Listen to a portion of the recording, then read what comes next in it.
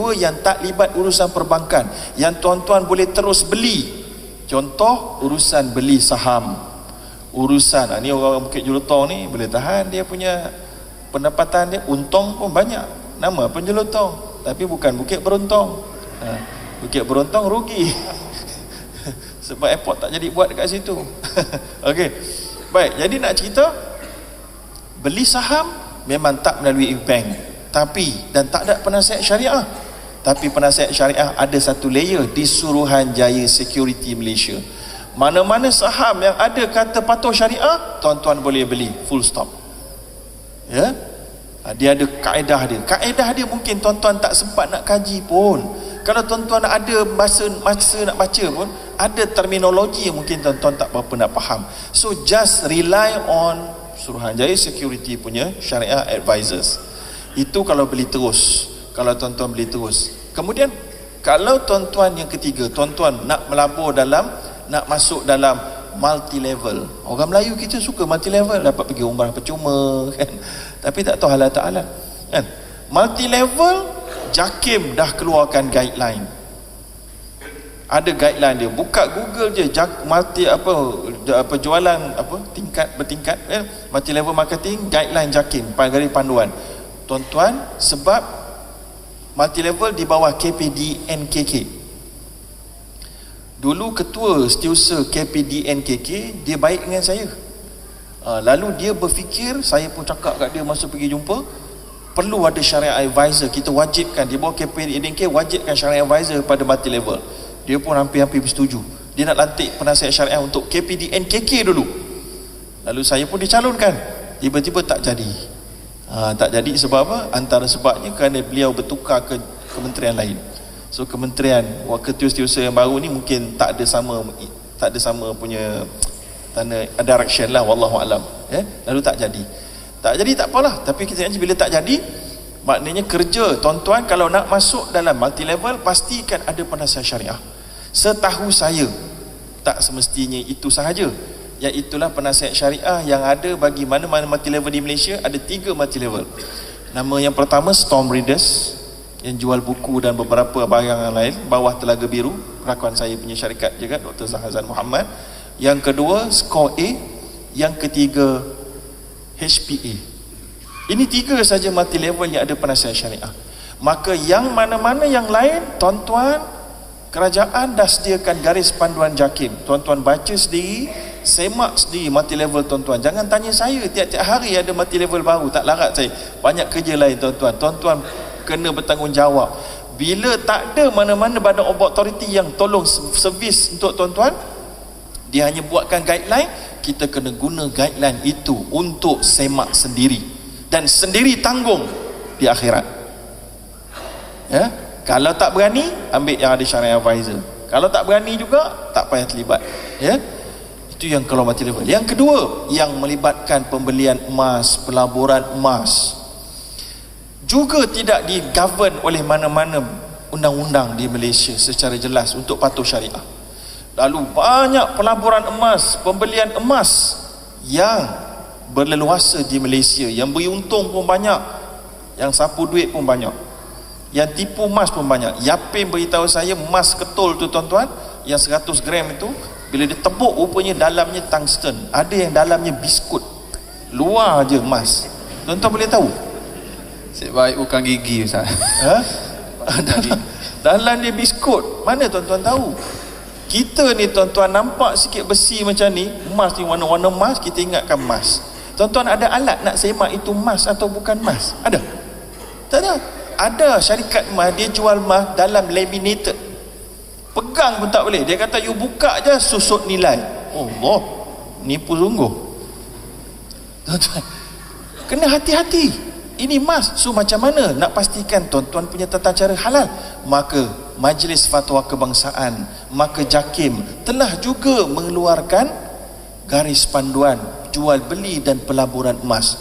Maka kena rajin, kena buka Google, cari link tersebut, buka, baca satu-satu. Kalau rasa tak faham, pergi tanya yang faham. Kalau tak mampu nak pergi tanya yang faham, jangan masuk tuan-tuan syubhat. faman ittaqa syubhat faqad istabra'a an irdihi wa dini. Siapa menjauhi syubhat, dia telah menjaga agama dan maruahnya. Itu emas. Kalau tuan-tuan ni kemaruk dengan forex, saya masuk belaka ni soalan sport ni tuan-tuan. Kan? Tak payah tanya, saya dah tahu soalan dia. Forex trading, tuan-tuan kemaruk duk beli euro pakai 100 ribu, tuan-tuan gunakan leverage penisbah 100, tuan-tuan beli dekat internet, tuan-tuan pun tunggu sampai berhenti kerja, naik harga euro in your favor, tuan-tuan jual, ambil untung. Tuan-tuan, ini forex tidak digovern oleh mana-mana institusi dan undang-undang di negara kita. Hanya forex yang dibuat oleh perbankan sahaja yang digovern oleh undang-undang. Maka yang ada dekat internet ini semua tidak digovern oleh undang-undang. Justru macam mana, siapa nak tolong cek dia halal atau haram? Maka JAKIM dan Majlis Fatwa dah buat kerja, dia dah keluarkan guideline. Tuan-tuan bacalah di situ. Kalau ada yang beli emas secara tangguh, silap, itu emas ni, forex trading, mereka dah berikan keputusan dengan panjang lebar, 50 muka surat kajian lengkap yang menyatakan bahawa forex trading adalah judi. Dan saya bersetuju 100% dia itu adalah judi, kerana duit dibeli bukan patutnya untuk dirinya sendiri. Ini pakai bahasa teknikal sikit. Duit bukan komoditi dalam Islam, dia adalah medium of exchange. Bila dia medium of exchange, dia patut tidak dibeli untuk dirinya sendiri. Tuan-tuan boleh makan duit, boleh minum duit, boleh naik atas duit macam kapet terbang, tak boleh. Tuan-tuan boleh pakai duit, kecuali ada orang karut sikit, dia jahit buat duit dia terlain lah. Tapi tak ada orang buat macam tu pada keadaan otak normal, ya. So jadi duit dipakai, bila nak minum kita guna duit untuk beli minuman, itu tujuan duit. Tapi orang forex trader, dia jadikan duit sebagai komoditi, duit kertas. Maka itu menjadikan dia berjudi sebenarnya. Tapi kalau tuan-tuan nak pergi luar negara, nak pergi money exchanger, itu forex juga. Itu forex full stop, foreign exchange full stop, tukar duit. Tapi yang saya kata haram tadi apa? Forex trading, tukar duit punya perdagangan mata wang asing, perdagangan pertukaran mata wang. Ini haram dalam Islam. Bila badan berautoriti JAKIM kata haram, tuan-tuan degil nak masuk juga, maka orang itu bertanggungjawab di dunia dan di akhirat sendiri. Kalau you ada hujah, you alim, belajar sungguh, tak apa, boleh jawab depan Allah nanti, tak apa, tanggung sendiri, ya. Itu senang cerita. Jadi inilah dia yang ada setakat. Kemudian yang seterusnya apa? Yang membeli-beli biasa di kedai-kedai biasa, di Courts Memot contohnya, beli tangguh ke, beli kapet secara tangguh. Yang ini semuanya tidak ada garis panduan setakat ni dibuat oleh kerajaan untuk tuan-tuan. Yang ada ditulis oleh individu para alim ulama dan para pengkaji. So jadi kalau tuan-tuan nak betul-betul selamat, tuan-tuan kena mula juga membaca buku-buku ditulis oleh para pengkaji dan ilmuwan, untuk tuan-tuan tak terlibat beli kapet secara haram.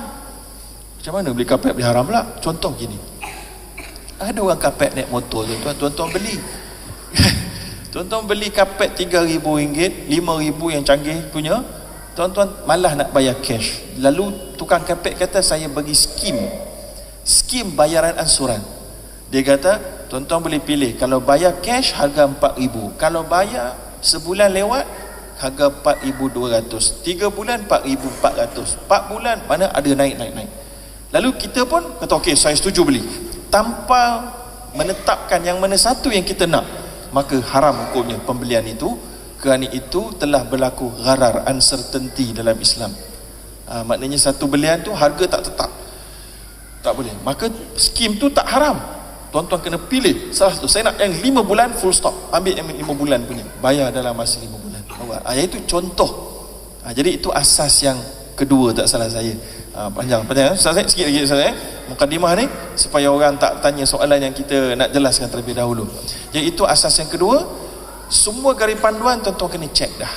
Yang belum ada, tuan-tuan kena cek sendiri. Yang dah ada, tuan-tuan kena baca dan kena padankan.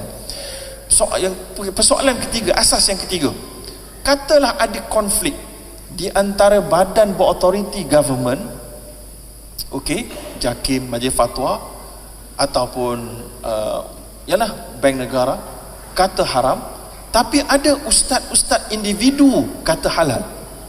Okey. Ustaz-ustaz individu kata halal. Maka apa peranan tuan-tuan, apa keadaan yang tuan-tuan perlu buat? Saya punya pendapat, yang pertama, tuan-tuan kena cari yang paling takwa kepada Allah, yang tuan-tuan yakin paling alim.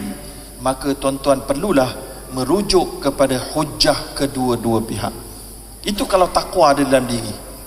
Maknanya kita jangan sesekali kata, yang ini dalam bab ni majlis fatwa ringan, aku ambil dia. Dalam bab ini ustaz dia ringan, aku ambil dia. Dalam bab ini ustazah tu paling ringan, aku ambil ustazah tu punya pendapat. Maknanya semua fatwa paling ringan kita ambil. Itu tak boleh, haram hukum dia. Maknanya memilih secara pemilihan dibuat atas dasar mana yang paling ringan, mana yang paling kena dengan nafsu kita, maka itu haram hukumnya menurut sepakat ulama. Namanya tatabbu'ur rukhas, sengaja mencari-cari yang paling ringan dan mencari pendapat-pendapat yang ganjil. Ada juga orang, saya kata pada mereka, hukum insurans adalah haram menurut Majlis Fatwa Kebangsaan dan juga Majlis Fiqh Antarabangsa. Insurans semua jenis. Pening kepala ni, ada nak kena jumpa saya depan ni kan? Insurans hospital ke, critical illness ke, semua. Malah Majlis Fatwa punya fatwa kata, kalau tuan-tuan ambil life insurance, tiba-tiba orang tu mati, anak beneficiaries tu tak boleh manfaat 1 sen pun daripada duit yang pampasan diberikan oleh syarikat insurans, kerana seluruh duit itu dikira duit judi dan tak boleh masuk dalam faraid 1 sen pun. Pening kepala tak? Semakin suspense. Okey, saya cerita benda betul. So jadi itu yang tuan-tuan kena lakukan. Itu yang dilakukan oleh para sahabat dulu. Dia cari dan dia tengok mana yang bukan kena pada nafsu, tapi kena pada dalil, yang paling logik sekali. Mungkin yang paling kuat itu mungkin tak bersama Majlis Fatwa, kemungkinan. Tengok pula Majlis Fatwa Kebangsaan, kalau tuan-tuan nak jadi orang takwa, warak, tuan-tuan tengok pula Majlis Fiqh Antarabangsa. Ada orang dia tak suka Majlis Fatwa Kebangsaan, saya tahu terang, sebab dia kata ini ulama-ulama kerajaan, ada sebahagian orang. So kalau tak nak, pergi ulama antarabangsa, Majlis Fiqh Antarabangsa, Majmu' Fiqh Islami. Majmu' Fiqh Islami, mereka apolitical, tak ada mana-mana parti politik mengganggu mereka dalam fatwa mereka. Jadi itu adalah asas yang kedua bagi saya. Asas pertama, jangan larikan daripada akidah. Yang kedua, semua bertanggungjawab. Yang ketiga, pegang badan berautoriti. Dan kemudian kalau ada percanggahan, buat pemilihan di atas dasar iman dan warak dan bukan atas dasar nafsu. Saya rasa cukup sekadar itu untuk slot yang pertama. Wallahu alhamdulillah.